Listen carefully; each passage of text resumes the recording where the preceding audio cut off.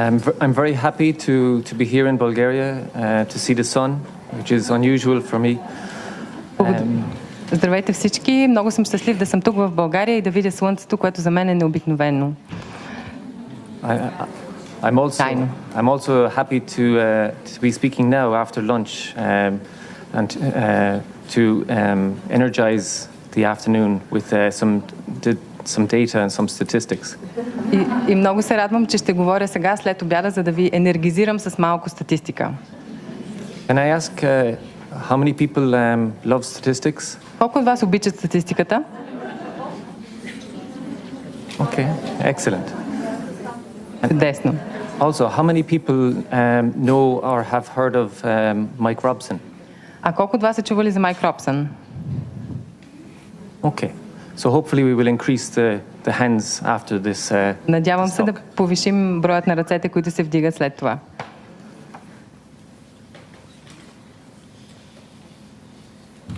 Okay, so cesarean section.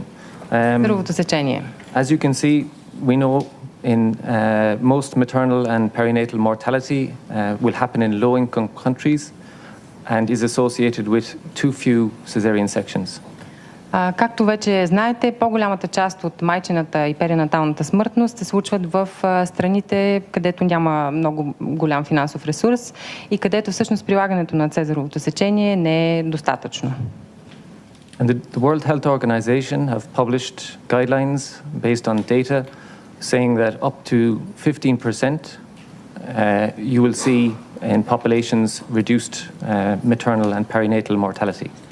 Световната здравна организация излиза със становище, че до 15% е нормалният дял от цезарови сечения, които намаляват майчината и перинатална смъртност.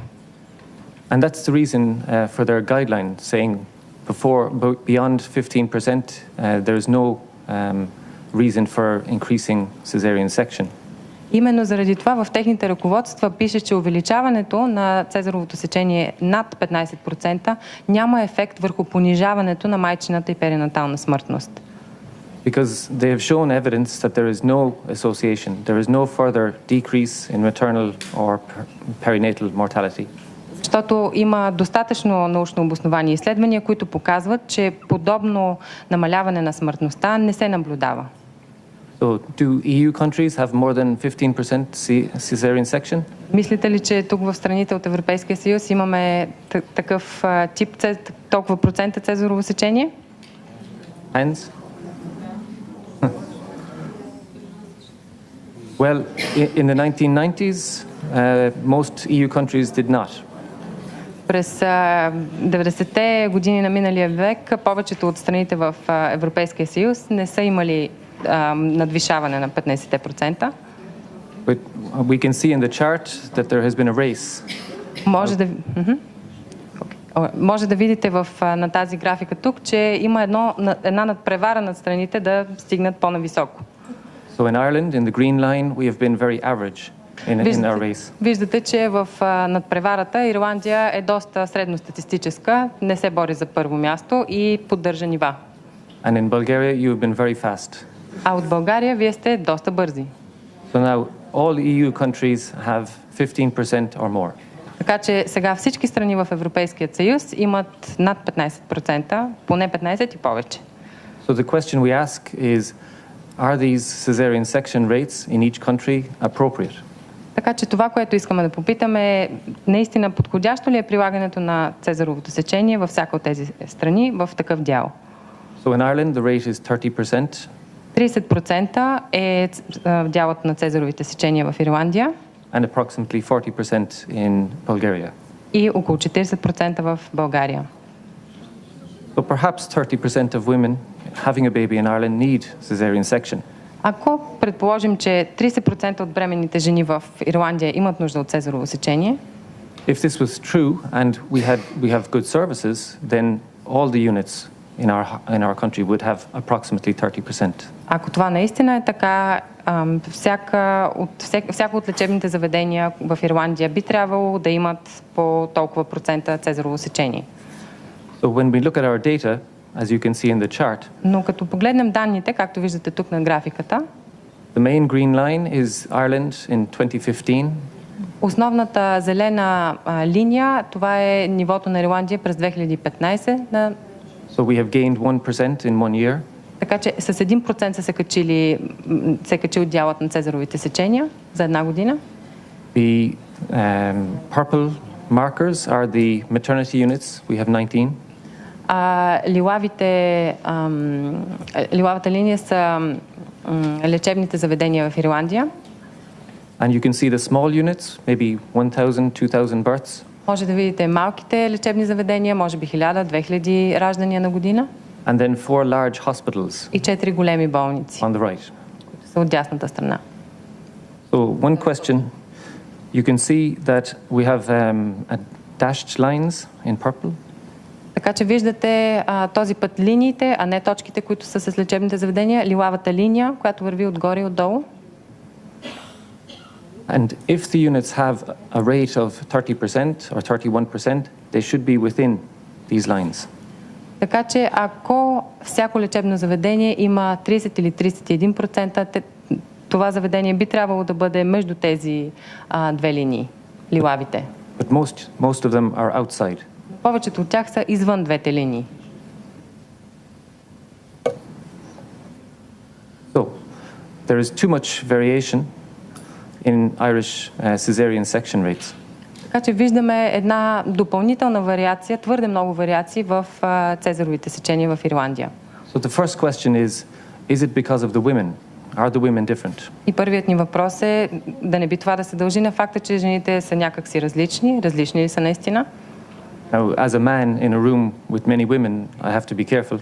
И трябва да внимавам какво ще отговоря на този въпрос, като мъж, един от малкото в цяла зала пълна с жени. So all women are different, but not that different. Така че всички жени, разбира се, са различни, но не чак толкова различни. So the next question И следващият въпрос е: is caesarean section being provided in Ireland appropriately? подходящо ли се прилага цезаровото сечение в Ирландия? Now in Bulgaria. А сега за България. Perhaps 40% of women in Bulgaria need caesarean section. Ако предположим, че наистина 40% от бременните жени в България действително имат нужда от цезарово сечение, so we should see approximately 40% caesarean in all your maternity hospitals. би трябвало да видим 40% дял на секцията във всяка една от болниците, които предоставят тази услуга. So this research from last year, from your colleagues in Bulgaria, shows huge variation. Статията от вашите колеги от издадена миналата година показва огромни вариации. And does everybody here know the caesarean section rate in your hospital? Знаете ли какъв е процентът секцио във всяка една от болниците, където работите вие? Yes? Да. Okay. Yes, they know. Good. They know. Good. So we can see too much variation between units. Виждаме твърде много вариации между различните лечебни заведения. Are the Bulgarian women that different? Да не би българските жени също да са много различни? Or is it the appropriate or inappropriate caesarean section? И подходящо или неподходящо се прилага цезаровото сечение? So the Робсън classification will help us to answer these questions. За да отговорим на тези въпроси, ще ни помогне класификацията по Робсън. We know caesarean section is major surgery. Знаем, че секциото е сериозна коремна операция. It saves some lives, but it causes some damage. Спасява някои животи, но и нанася щети. It increases healthcare costs. Увеличава разходите на здравеопазването. And it causes opportunity costs. И също причинява и допълнителни разходи. Reducing breastfeeding. Като намалява кърменето. Delaying future pregnancy. По-голяма дупка между следващата бременност и сегашната. So we must be vigilant in providing caesarean section when it is needed. Така че внимателно трябва да прилагаме цезаровото сечение, когато смятаме, че има нужда. And a classification system can help us to do this. И класификационната система ни помага, за да направим именно това. So people in the World Health Organization with other researchers have reviewed all classification systems, all 27. членове на Световната здравна организация и други изследователи са направили систематичен преглед на всичките класификационни системи, които са 27 на брой. And as you can see, there are different types based on indication, urgency, and women and other factors. И както виждате, те са различни видове, базирани на показания, спешност, спецификата на жените и други комбинирани. And the women-based systems were evaluated as being the best. Счита се, че системите, които класифицират според спецификата на всеки случай на жените, са най-добри. And especially Robson's classification system. И особено класификационната система на Робсън. So why was it the best? Защо е най-добрата? It's easy to use, Тя е много лесна за употреба, easy to implement. много лесна за приложение. It's very clear, objective, so that no judgment or opinion is needed. It's clear what are the factors to use to classify. Ясна е и обективна и няма място за субективно мнение при класифицирането. It's totally inclusive, Инклюзивна е, so all women can be classified into a group. така че всяка жена може да бъде класифицирана в някоя от групите на Робсън. It's mutually exclusive, so no women will be put into two groups. Няма начин една и съща жена да бъде включена в две различни групи, тъй като категориите се самоизключват. It's reproducible, so two people can use the classification and get the same results. Лесно е за възпроизвеждане, така че двама човека могат да използват една и съща система. It's prospectively determined, so you can use it in time for the delivery or the birth. You can classify, not have to wait for tests. Предварително жената може да бъде класифицирана по системата, дори преди самото раждане.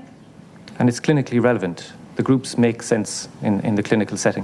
И групите имат смисъл за клиничната работа и се включват в клиничната дейност. So it's becoming popular. Така че тя е популярна вече. As you can see, nearly 50 countries are using Робсън.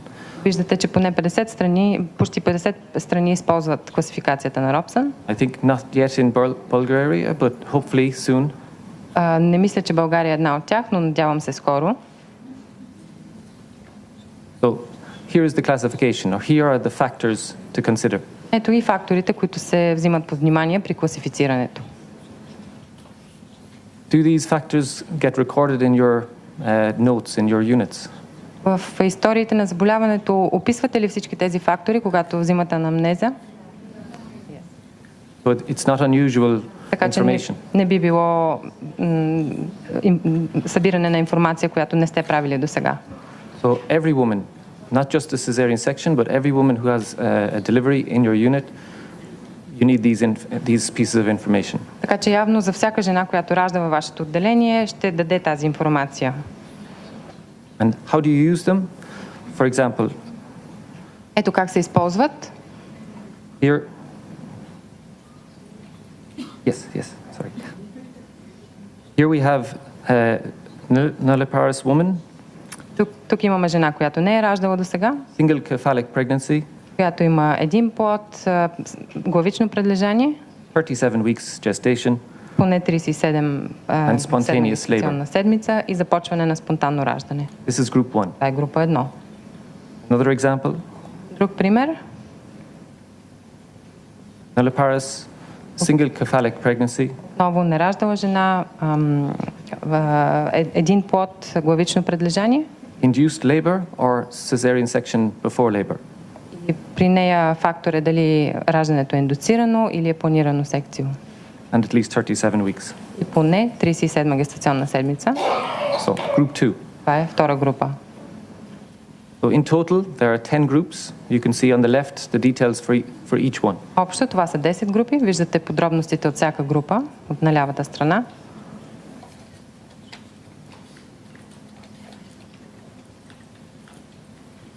The first 5 groups are all after 37 weeks.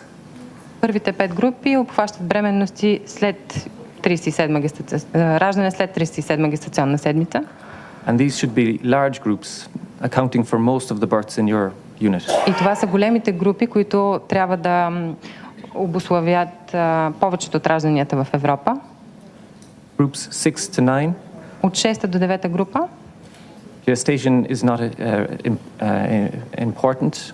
Гестационната седмица не е от голямо значение. These are small groups with Това a са по-малки групи high need for cesarean section. с остра нужда от цезарово сечение.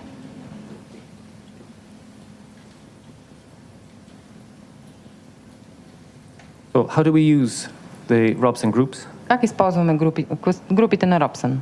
The best thing I think was to use the data from Dr. Robson's hospital. И най-добре е да използваме данните от самата болница, в която работи доктор Робсън. So the first step, this is a very big hospital, nearly 9,000 births. Много голяма болница с почти 9000 раждания. Първа стъпка. We need the number of women in each group. Трябва ни броят на жените във всяка една от групите.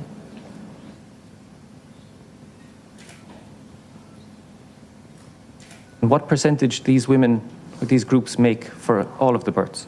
И да видим какъв процент от общите раждания се съставлява от всяка от жените в групите. So we see the 5 large groups, at groups 1 to 5, and then the 5 small groups, groups 6 to 10. И по този начин се разграничават от 1 до 5 като големи групи и от 6 до 10 като по-малки групи.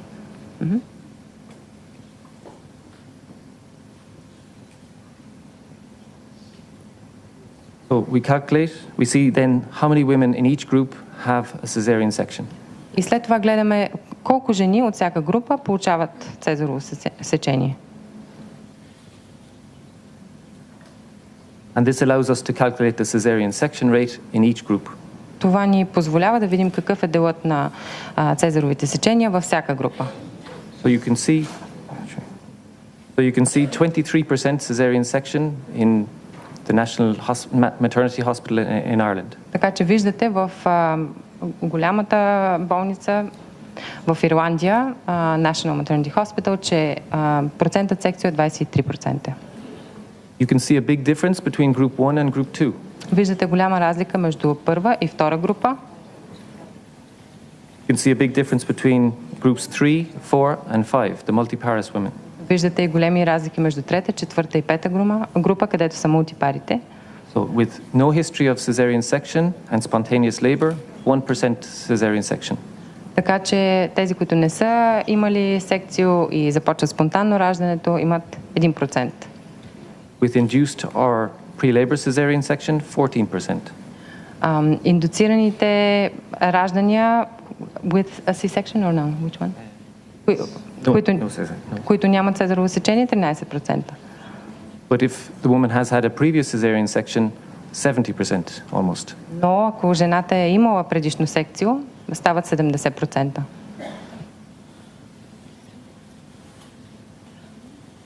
Looking in more detail, we look at the contribution from each group to the overall rate. За да погледнем повече по-подробно, виждаме делът на секциото във всяка група, как се вписва в общият процент на секциото. So in this hospital, 23% is the rate. Ако 23% е общият дял в тази болница, and when you look at groups 2 and groups 5 together, they account for more than half the cesarean section rate in the hospital. Виждате, че група 2 и група 5 образуват повече от половината цезарови сечения, извършени в болницата. So these are the most important groups for the whole cesarean section rate. Така че това са най-важните групи за общия дял на цезаровото сечение. And the idea is that you go and look, why is this? Why are these cases having more cesarean or having cesarean section? How can we reduce this? И тогава възниква въпроса, защо тези групи имат по-голям процент цезарови сечения? Какво може да се направи там? And with Робсън you can look and see over time what changes are happening. И с тази система на класифициране може да се види какво се променя във времето, да се изследва промяната. So one final example. Следен пример. Looking at the National Maternity Hospital and 5 other hospitals in Ireland. Като се сравни тази голяма болница, която вече разгледахме с 5 други болници. First, you see that the range in the hospitals is quite large, 23% up to 33%. Виждате, че е голяма вариацията между болниците от 23 до 33%. The small groups, group 6 to 9, have a similar high cesarean section rate. Отново, малките групи между 6 и 9 имат от толкова високи дялове на цезаровото сечение. They're small groups, so they make little impact on the overall cesarean section rate. Но те са малки групи и нямат такова голямо влияние върху общия дял на секцията. Groups 1, 2 and 5 are large groups. Група 1, 2 и 5 са големи групи. And their cesarean section rate varies a lot between units. И дялът на цезаровото сечение варира доста между различните болници. So big differences depending on the hospital. Така че има големи разлики в зависимост от това къде се извършва раждането, в коя болница. So this allows the unit to see and ask the question, why do our women have a high cesarean section rate compared to in other units in our country? Това класифициране позволява на самата болница да се запита защо жените, които раждат при нас, имат толкова високо ниво на секцията. Any differences between units in group sizes or outcomes, cesarean section rate, there are three reasons. And the first possible reason is poor data. Има разлики между болниците и това се дължи основно на лошото качество на събирането на данни. So this is when people are put into the women are classified in the wrong groups and the groups are too big and the cesarean section rate is not correct. Което означава, че жените най-вероятно се класифицират в групи, към които не принадлежат, което има ефект върху крайните данни на секцията. But there may be differences in the profile of the women. Но може да има и разлики в профилите на жените. And in your data recording, if you include those factors, you can analyze it. И това може да се анализира, ако в самите документи на жената се отбележат тези фактори. Or it may be that there is difference in clinical practice. Или може би има разлики в клиничните практики. So that's the Робсън group classification for cesarean section, but it can also be used for other outcomes. Това е начинът на класифициране на групите по Робсън, но това може да се използва и за класифициране на други резултати. So in summary, we know that cesarean section is necessary. It saves lives. В заключение ще кажа, че знаем, че цезаровото сечение е необходимо, защото спасява животи. But I think we also agree that certainly those who need a cesarean section should get one in optimum conditions. Но и трябва да се съгласим, че жените, които действително имат нужда от цезарово сечение, трябва да го получат в оптимални условия. And that those who do not need a cesarean section need support and care through labor. А жените, които нямат нужда от цезарово сечение, трябва да получат подкрепа и грижи по време на тяхното раждане. And the role that the classification has is it will help us to tell the difference. Тази класификация по Робсън ще ни помогне да направим разликата между двата типа жени. I think the impact of this will be positive, not just for the women having the babies, but also for the staff who are delivering the babies. И ако се въведе този начин на класифициране, ще има ползи не само за болничното заведение и медицинските лица, които работят там, но и за жените. Thank you for your attention. Благодаря ви за вниманието. And just to mention, next September we are having a conference, the International Stillbirth Alliance Conference. So maybe some people can come to Ireland and visit Cork. През декември следващата година ще имаме конференция. Моля, заповядайте на нея в Ирландия.